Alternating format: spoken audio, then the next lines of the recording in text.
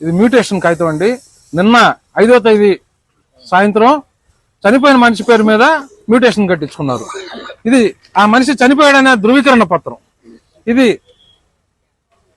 ఆ మనిషి యొక్క కుటుంబ సభ్యుల జాబితాని ధృవీకరించారు తహసీల్దార్ గారు ఆ పత్రం. ఇది పోయిన నెల 3వ తేదీన ఒంగోలు మున్సిపల్ కమిషనర్ గారు ఆటో మ్యూటేషన్ లో ఆయన డిజిటల్ సైన్ ఇచ్చిన పత్రాలు ఇవి. ఇకపోతే ఇది చెరుకూరు విజయలక్ష్మి గారి పేరు మీద పన్ను ఇచ్చని లీగల్ ఒపీనియన్ తీసుకునే వేశారు. ఇది వచ్చేసి రిజిస్ట్రేషన్ దస్తావేజు. ఒక మైనర్ పేరు మీద ఉన్న ఆస్తి ఉన్నప్పుడు, ఒక మైనర్ పేరు మీద ఉన్న ఆస్తి ఉన్నప్పుడు నోటీస్ ఇవ్వకుండా మీరు ఎలా మ్యూటేషన్ చేస్తారు? ఇది తప్పు. పన్ను మారిపోయింది, మైనర్ పేరు మీద పన్ను వెళ్ళిపోయిన తర్వాత నోటీస్ ఇవ్వకుండా మీరు ఎలా మ్యూటేషన్ చేస్తారని నేను ప్రశ్నిస్తున్నాను.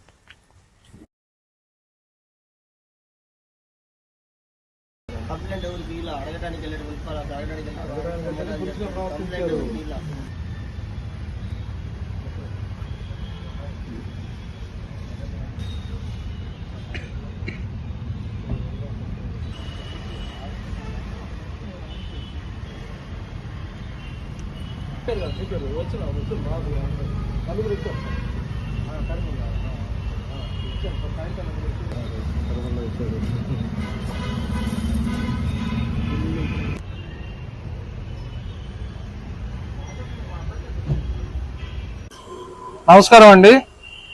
నిన్నటి రోజున ఒంగోలు మున్సిపల్ కార్యాలయంలో 10 సంవత్సరాల క్రితం అంటే 2015 ఏప్రిల్ 19 చనిపోయిన మనిషి వచ్చి ఒక ఆస్తికి సంబంధించి మ్యూటేషన్ ఫీజు ఒంగోలులో మున్సిపల్ కార్యాలయంలో పనిచేసే అత్యంత అవినీతిపరుడైనటువంటి అవినీతి కేసులో శిక్ష అనుభవించినటువంటి వ్యక్తి ఆస్తులు సీజ్ అయిన నిన్నటి రోజున ఒంగోలు మున్సిపల్ కార్యాలయంలో 10 సంవత్సరాల క్రితం చనిపోయినటువంటి మనిషి వచ్చి ఒక ఇంటి పన్నుకి సంబంధించినటువంటి మ్యూటేషన్ ఫీజుని మున్సిపల్ కార్యాలయంలో ఉన్న అతి పెద్ద అవినీతి పరుడైనటువంటి ఆర్ఐ ఎస్వి నరేంద్ర గారికి 200 రూపాయలు మ్యూటేషన్ ఫీజు కట్టినట్టుగా ఆన్లైన్లో చూపిస్తా ఉందండి. మేము అడుగుతా ఉన్నాము, 10 సంవత్సరాల క్రితం చనిపోయిన మనిషి వచ్చి ఎలా మ్యూటేషన్ ఫీజు కట్టాడు పన్ను మార్చమని?